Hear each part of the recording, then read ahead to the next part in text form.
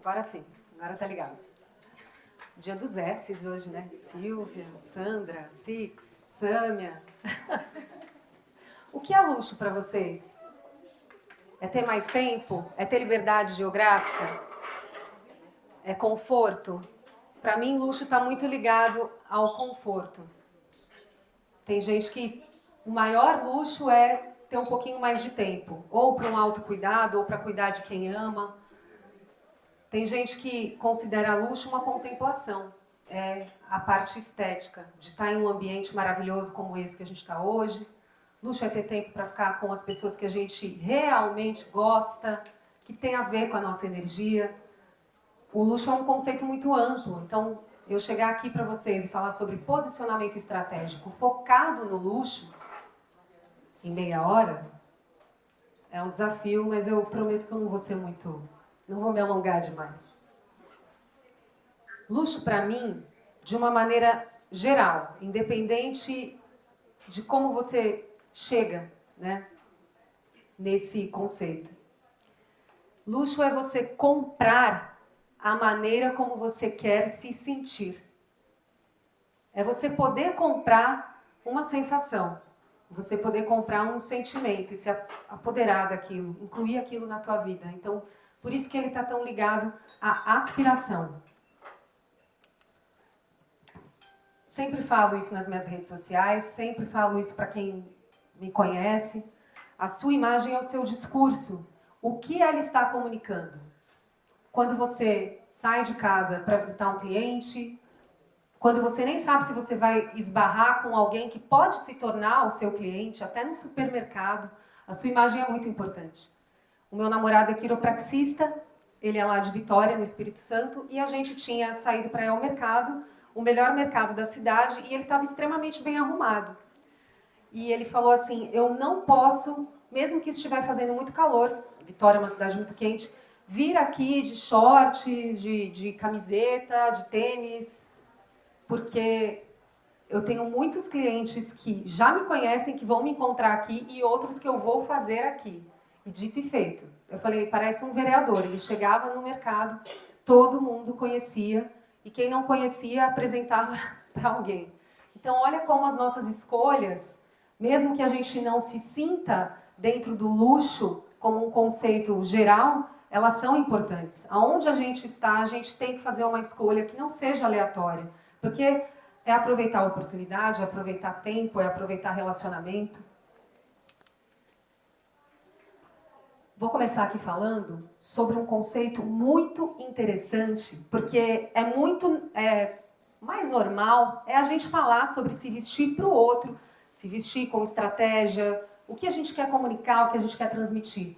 Mas existe um estudo da Universidade de Northwestern, nos Estados Unidos, que é muito conhecida pela parte de pesquisa, que se chama Encoded Cognition. O que isso quer dizer? Independente de como o outro vai te ver, e antes de mais nada, você se veste para você. Você se veste de você. E quando você sente que você está na sua melhor versão, que você está se cuidando, que você está bem vestido para enfrentar todas as suas atividades naquele dia, a sua performance melhora. Porque é como se o bem-estar que causa dentro do teu cérebro, ele vai liberando sinapses e você vai começando a sentir um prazer, um gás, um ânimo para fazer tudo de uma maneira muito melhor. Então, o luxo, antes de mais nada, antes de você direcioná-lo como um conceito para atingir o cliente XYZ, ele está em você poder se cuidar, em você poder fazer escolhas inteligentes e você entender qual é a sua essência e como traduzi-la na forma de se vestir, nos seus códigos visuais. Então, você tem um comportamento afetado positivamente por essa questão de estar se cuidando. Parece um ato simples, mas ele faz muita diferença nos seus processos psicológicos. O cérebro humano, todo mundo aqui sabe, vocês trabalham com isso, é visual e está julgando o tempo inteiro. São apenas 3 segundos para que alguém te veja e faça uma análise, uma interpretação sobre quem é você. A pessoa mal tem tempo de pensar a respeito, mas ela já decidiu se os códigos visuais que você está usando são familiares, de onde eles vêm, por que você os escolheu, se ela gosta, se ela não gosta, se ela decide arriscar fechar um negócio com você ou não. Olha que interessante. Isso vem lá do nosso cérebro reptiliano, da época das cavernas, quando o homem não falava, não tinha uma linguagem verbal. Então, em pouquíssimo tempo, ele olhava para uma figura, um animal, uma pessoa, e ele decidia se aquilo representava sobrevivência ou risco à vida dele.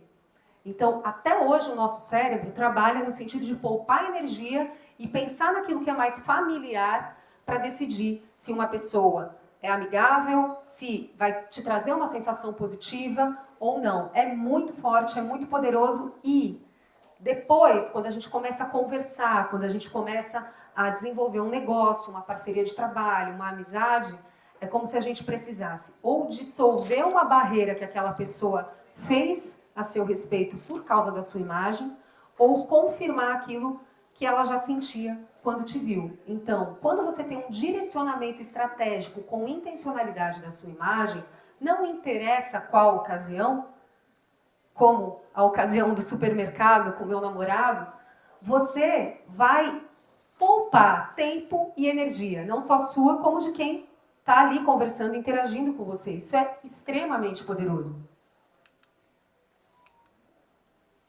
E agora eu vou trazer um estudo de Harvard que com certeza vocês também já devem ter ouvido falar, já devem conhecer. 95% das nossas decisões de compra se dão no nosso cérebro emocional.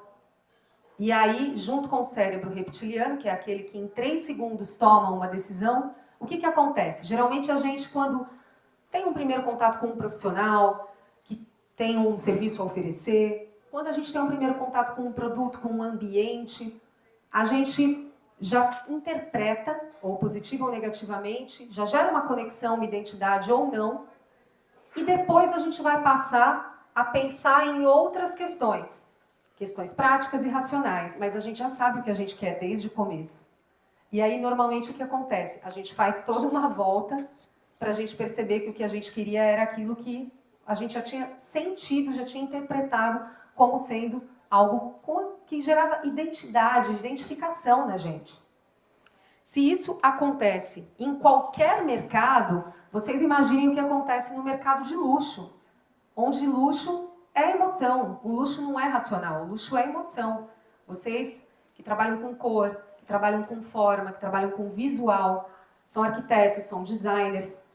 Se para qualquer profissional, de qualquer área, é extremamente importante você ter um visual que condiz com a sua competência, para que você não se sabote e não fique perdendo tempo, energia, dinheiro, imagina para um profissional que trabalha com a estética, que trabalha com o senso estético. Se você não é a extensão da sua competência e do seu senso estético quando você se apresenta no seu relacionamento profissional, então você está o tempo inteiro perdendo muitas oportunidades. O que se espera de você? Justamente essa parte lúdica. Você já é o seu negócio, você já é o maior representante dele. Independente se você é autônomo, se você trabalha numa empresa, as pessoas compram de pessoas. Então, se você negligencia o seu visual, você também vai negligenciar todos os outros processos que se dão a partir dele. E aí vem essa frase que eu adoro. Uma imagem que não reforça a sua competência gera objeção do seu preço pelo cliente. Então, alguma coisa está em dissonância.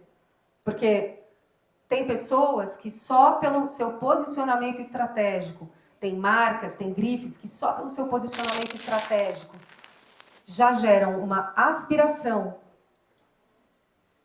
que a pessoa que entra em contato com essa marca, ela quer fazer parte da turma, ela quer ter o senso de pertencimento de ser um cliente dessa marca, dessa grife. Então, se posicionem e se enxerguem como tal. Porque é a partir de você que a percepção de valor começa, a partir das suas decisões e da extensão dessas decisões de todo um universo que é visual, num primeiro momento, e lógico, depois se estende para outras questões, que você começa a quebrar as possíveis objeções que o cliente traria e você começa cada vez mais a se tornar algo aspiracional para ele. Ele quer dar a mão para você e caminhar com você na decisão de compra. O luxo é aquilo que você não depende dele para sobreviver. Ele está acima da nossa sobrevivência. Ele é justamente o supérfluo. Ele é o lúdico. Ele é onde o cliente compra a maneira como ele quer se sentir. Quem compra um Hermès não compra somente uma bolsa, compra uma história, compra senso de pertencimento, compra uma simbologia de que as coisas estão indo bem, compra a maneira como quer se sentir, porque alguém compraria uma bolsa que custa um apartamento se não fosse por essas razões, se fosse por uma razão completamente lógica, porque por mais qualidade que uma bolsa tenha, não tem como ela custar tudo isso. O que custa é o universo que se agrega valor, onde o luxo é aspiracional e a pessoa quer pertencer àquela turma. O seu posicionamento estratégico de imagem faz o cliente justamente querer fazer parte. Agora, o luxo ele não é uma via única. Existem várias categorias dentro do luxo e determinadas pessoas que querem fazer parte de uma turma, que querem carregar uma marca, que querem andar, caminhar com um profissional, não o fazem com outro. É aí que entra a questão estratégica de como você vai trabalhar o luxo. Que tipo de público você quer atingir? A gente teve na pandemia uma época muito triste, onde as pessoas estavam isoladas socialmente. E aí a gente viu algumas correntes dentro da moda como o dopamine dressing, que era quando a gente usava um laranja com roxo, um verde com magenta, um laranja com azul marinho. Enfim, a gente fazia blocos de cores extremamente diferentes no seu contraste. E isso perdurou por algum tempo, uns 2, 3 anos. Depois, quando a gente superou a fase de pandemia, o que aconteceu? A moda é cíclica, as pessoas começaram a perceber que elas queriam mais conforto e tempo de qualidade, quando as coisas voltaram a se agitar e elas perceberam que elas podiam sim ter aquela vida de trabalho híbrido, por exemplo, e que dar valor a outras coisas também é importante. Então, junto com isso veio o quê? A valorização do natural, a valorização dos tons neutros, a valorização de tudo aquilo que é um pouquinho mais low profile, um pouquinho mais discreto. E aí a gente teve uma estética que nas redes sociais fez muito sucesso e ainda faz, a gente vê muito conteúdo sobre isso, que é a respeito do quiet luxury e do loud luxury. Então, o luxo silencioso, que é aquele que sussurra de uma pessoa que normalmente é rica há gerações, old money, tudo bem? E new money, que é o novo rico. E aí muita gente na internet critica, né? O que é mais elegante? Então, quiet luxury, sim, é o luxo de verdade? Não. Quem você quer atingir? Qual é o seu cliente? O seu cliente é extravagante? O seu cliente precisa fazer uma escada folhada a ouro e cheia de rococó para mostrar que ele tem muito dinheiro? Então, ele é o luxo que grita, independente de ser elegante ou não. Se você vê nesse filão de público algo que você tem muito a explorar e muito a oferecer, então você pode sim ser do luxo que ostenta, independente de opinião pessoal. Isso é uma estratégia. Aqui a gente tem a Kim Kardashian, que é um emblema da ostentação. Ela está aqui todinha como uma múmia da Balenciaga. Literalmente da cabeça aos pés. Tem uns vídeos mostrando, inclusive, que várias pessoas tiveram que enrolar e colocar aquele adesivo nela, entre outras pegadas extremamente polêmicas que ela costuma utilizar. E aí você vê, olha o tamanho da Hermès que ela está segurando aqui. Chega a ser desproporcional. Quantos apartamentos dá para comprar com essa bolsa? Mas para ela é extremamente interessante mostrar que ela pode, que ela tem, e tem a ver com o estilo dela, que é extremamente extravagante. Então, ela tem um caminho para o luxo. Do outro lado, a gente tem a Meghan Markle, que sempre teve um estilo mais clean. Então, ela sempre foi para o lado dessa elegância mais conservadora, tradicional, extremamente chique, e que, recentemente, ela começou com um programa na Netflix de culinária. E esse aqui é um dos figurinos que ela apareceu usando. Então, o que a gente vê aqui? O cozy, né, que é o confortável, que é o acolhedor. Porque o que é interessante para a Meghan comunicar nessa situação? Ela precisa mostrar que ela tem uma vida normal em família agora nos Estados Unidos, como muitas pessoas têm, que ela tem as receitas dela que podem ser perfeitamente replicáveis por qualquer pessoa, independente de ser rica, pobre, ter feito parte da realeza ou não, ela precisa de proximidade com o público. Só que ela tá, inclusive, ela mescla o uso de algumas roupas de lojas de departamento com outras de grandes grifes. É uma estratégia que ela utilizou nesse programa. E você vê aqui uma pessoa que está sóbria, simples, mas que mostra muita elegância e que mostra um luxo silencioso que ela não precisa escancarar e mostrar para todo mundo. Ela simplesmente é daquele jeito, ela é aquilo e ela não precisa provar nada para ninguém. Então, olha como o luxo silencioso, ele sussurra, ele fala de outra maneira. E dependendo do seu cliente, do seu tipo de comunicação, do que você quer atingir, é nesse tipo de luxo que você vai focar. Então, tem ali um cinto que tem uma letra gigantesca, não estou falando que é bonito ou feio, mas que ele vai servir sim para um determinado tipo de público, e tem um cinto da Hermès que é inspirado na bolsa Kelly, o fecho dele, e que poucas pessoas vão saber que é um cinto extremamente caro, porque aqui você se torna aquela pessoa que faz parte da turma. Só nós sabemos o que diz respeito. Aqui todo mundo sabe que é uma grife. Aqui algumas pessoas sabem que é uma grife. Tá errado? Tá certo? É apenas uma maneira de abordar, que é diferente.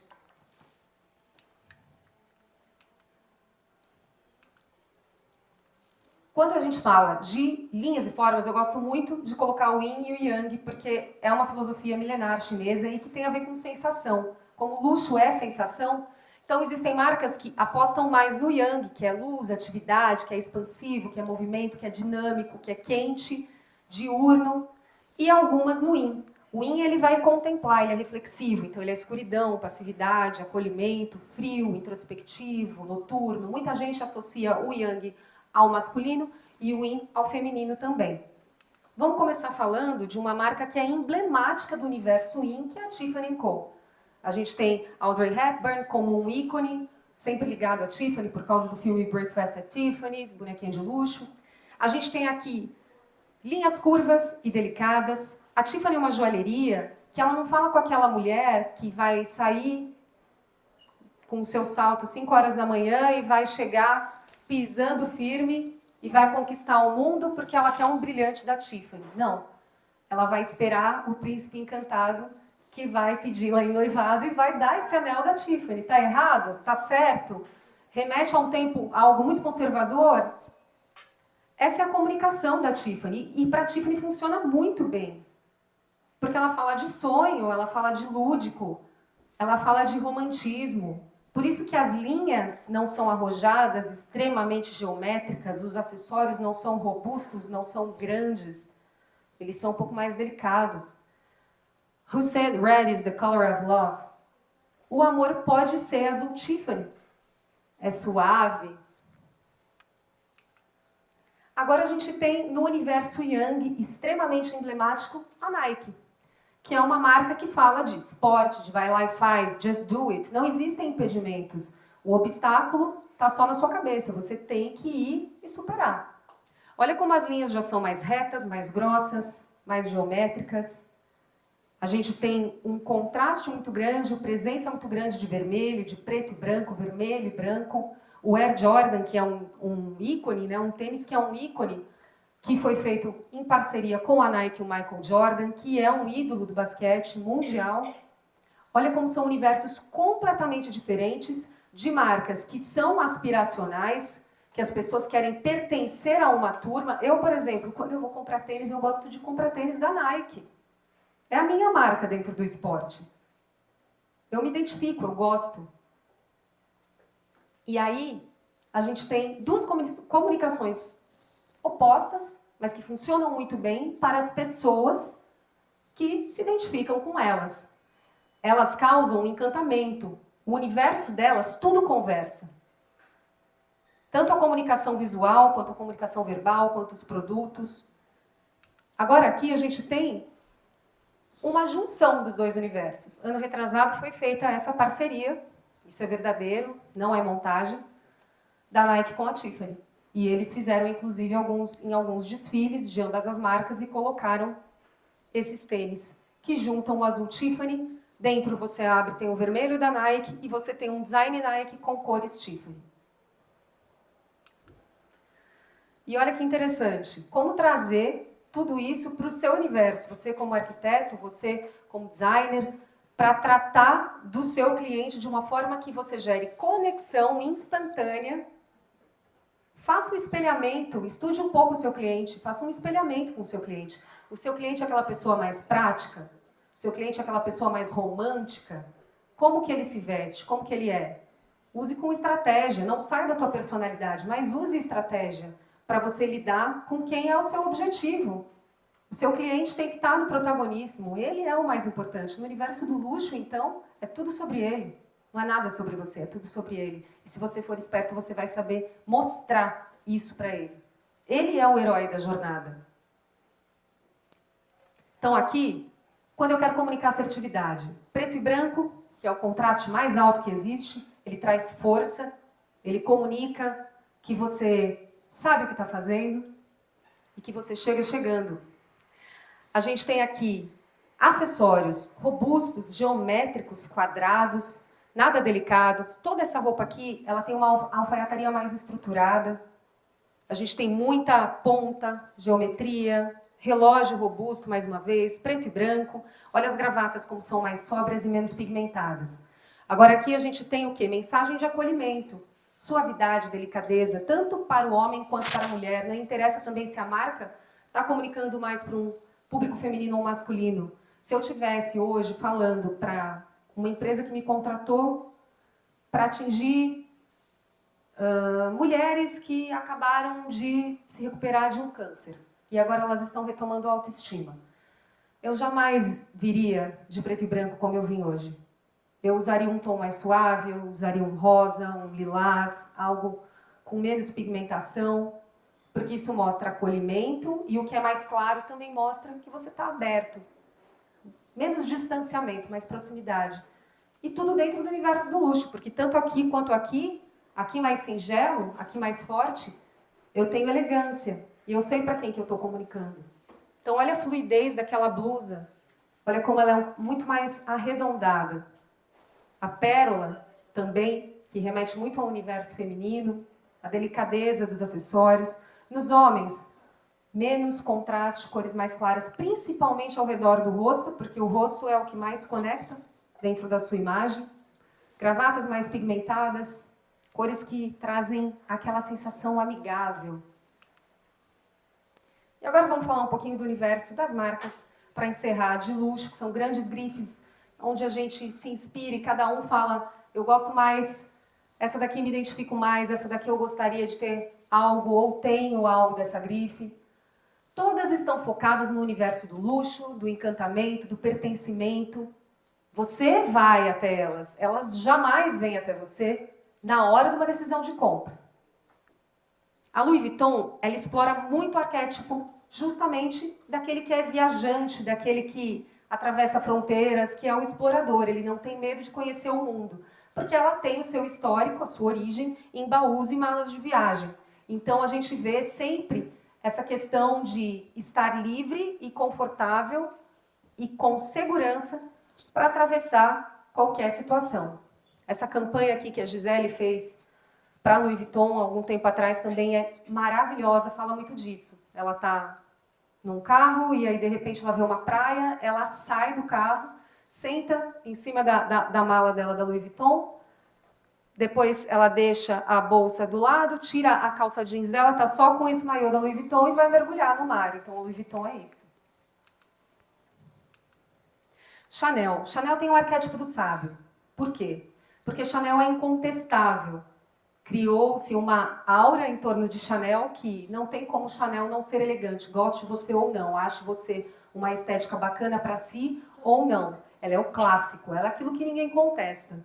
Então hoje, inclusive, vim toda de pérola em homenagem a Coco Chanel maravilhosa e a vocês que merecem esse prestígio todo. Vamos falar de luxo, então a gente tem que colocar algum universo de encantamento no luxo. Hoje eu escolhi as pérolas. Ralph Lauren, estava conversando com a Cris, falei, Cris, você está tão Ralph Lauren hoje. Isso é um elogio. Ralph Lauren é o rei do quiet luxury, né? É o luxo silencioso, aquele que não precisa provar nada para ninguém. É o luxo da elegância, elegância com sobriedade. Ele vem das famílias aristocráticas, do old money, das pessoas que gostam de jogar tênis, cricket, polo, Ralph Lauren, ele traz muito esse universo e ele traz muito a questão do arquétipo do governante, porque ele dita aquilo que é elegante. Ele sabe que é elegante sem precisar exagerar. Então vocês veem aqui que tudo é extremamente tradicional quando a gente fala de Ralph Lauren. E também traz um pouquinho da questão dos preps, que é uma outra estética que também ficou muito em alta agora nas redes sociais, que fala sobre aquela estética dos colégios preparatórios americanos. Então vem os adolescentes com os pullovers, os cardigans e as boinas, que tem tudo a ver com as saias plissadas, tem tudo a ver com essa estética. Ralph Lauren explora muito bem.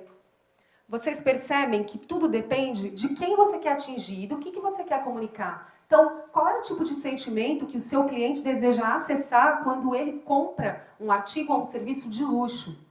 Quando a gente fala de Versace, por que está ligado ao arquétipo da amante? Porque é alegre, é livre, ultrapassa algumas questões mais tradicionais na hora de se vestir, também explora bastante a sensualidade. A Anna Wintour, que é a editora de moda da Vogue, disse uma vez que Armani veste as esposas e Versace veste as amantes. Então, até a mulher mais conservadora, se um dia ela quiser colocar um pezinho ali no algo mais ousado, ela vai vestir Versace, ela vai colocar a Medusa para jogo da Versace. E uma marca maravilhosa que há algum tempo vem ganhando cada vez mais espaço também no senso comum aí das redes sociais, que é a Schiaparelli. Ela é uma grife que está sempre trabalhando muito bem o 3D.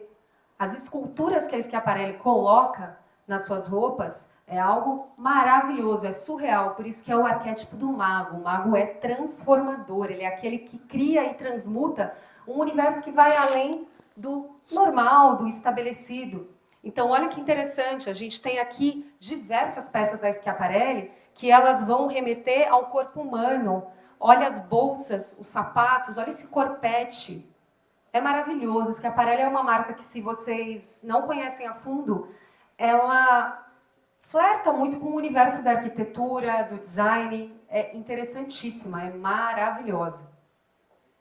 Mas não é para todo mundo. Então, como pensar em imagem estratégica quando você vai montar os seus códigos visuais para fazer um atendimento, para criar um relacionamento, uma conexão diferenciada com a tua audiência, com o teu público? A imagem estratégica que eu monto, ela sempre vem, primeiro, respeitando a essência, porque a sua personalidade é o que você tem de único. O seu conhecimento é replicável, mas a sua personalidade é o que vai fazer o seu cliente escolher você e não o seu concorrente. Então, respeite sua essência. Depois, a intencionalidade. Então, o que eu desejo comunicar dentro da minha essência, sem montar um personagem. E depois, a adequação. Porque não adianta eu estar extremamente bem vestida se eu vou visitar uma obra e eu estou com um salto-agulha desse tamanho. A minha cliente pode ir, mas se eu for, talvez o meu caminhar já não vai denotar a confiança que ela precisa de mim. E eu posso estar extremamente bem vestida sem precisar usar um salto alto. Então, olha como a adequação é importante. Eu estou muito bem vestida hoje para uma palestra, mas eu não estou muito bem vestida para um casamento. Isso é muito importante. A gente teve um exemplo emblemático agora, na verdade ontem. Quem conhece a Virgínia? Acho que quase todo mundo conhece a Virgínia. Ela hoje é a maior influenciadora digital que a gente tem, infelizmente. Ela foi falar na CPI das Bets e ela precisava mostrar que ela é uma mãe de família, que ela é uma pessoa inocente, que ela não sabia de nada do que ela estava fazendo, que ela não compactua com jogos de azar. E ao invés dela usar uma blusa branca e uma calça azul de alfaiataria, de usar uma camisa de tricoline elegante, clara, que demonstre que ela está aberta a esclarecer o que for preciso e que ela é, sim, uma mulher que tem muito dinheiro, mas que ela não precisava ostentar naquele momento. Vai no básico, as pessoas só querem de você o mínimo da sua honestidade nesse momento e de decoro ao lugar, aos parlamentares, ao público, à sociedade que você presta contas. Não, ela foi vestida de adolescente. Ela foi com um moletom com a cara da filha dela, a mais popular, é claro, né, a que viraliza nas redes sociais, colocou tudo rosa, ficou bebendo no canudinho, no copo dela, que ela também deve estar vendendo a rodo agora, e ela fez de tudo aquilo um grande palco para ela. Então ela precisava convencer que ela era doce, que ela era inocente, que ela era infantil. Isso não condiz em absoluto com o estilo de vida que ela tem e com o marketing que ela faz no posicionamento estratégico de imagem na hora de lançar produtos, por exemplo. Os perfumes, a linha de skincare dela, enfim. Então, nesse caso, a estratégia foi tão longe, a vontade de gritar que ela era inocente e que ela era uma pessoa doce foi tão longe que chegou a ter um abismo de quem ela realmente é e aquilo ecoou de uma forma negativa, ao invés de transmitir o que precisava e de esclarecer, que era o que as pessoas estavam esperando, ela foi para distrair, ela foi para tirar o foco do que realmente importava e ela foi vestida de um personagem. Então, o primeiro pilar, que é o respeito à essência, e que é o que justamente nesses 3 primeiros segundos as pessoas vão se conectar e vão perceber o que existe de verdade em você ou não, ela já desrespeitou. E aí ela teve uma enxurrada de críticas negativas da opinião pública por causa disso. Depois ela colocou os produtos dela em promoção no site e tá vendendo a rodo? Tá! Mas é tudo sobre isso na vida dela, é o dinheiro, é o espetáculo. Mas a sua imagem representa a sua reputação. E que tipo de reputação você quer ter? A Virgínia fala com um dos públicos mais populares do Brasil. Mas quando você está falando do luxo, você não pode brincar com a sua reputação. É um mercado extremamente afunilado, onde todo mundo se conhece e onde você tem que tomar muito cuidado com o que você está comunicando e como você está levando a tua imagem e o que tem além dela. Então, respeito à essência, porque isso é respeitar os outros também. Imagem é patrimônio. E a partir do momento que você tem um patrimônio que só depende de você, que é a sua imagem, saiba tratá-la com respeito, saiba tratá-la de uma forma que você mostra que se preocupou com você e com o outro. Intencionalidade e adequação. E, para encerrar, a frase que eu amo da Glória Kalil, consultora de estilo: boa aparência não substitui competência, mas não há competência que não se beneficie de uma boa aparência. Vamos usar os dois a nosso favor. Obrigada, gente.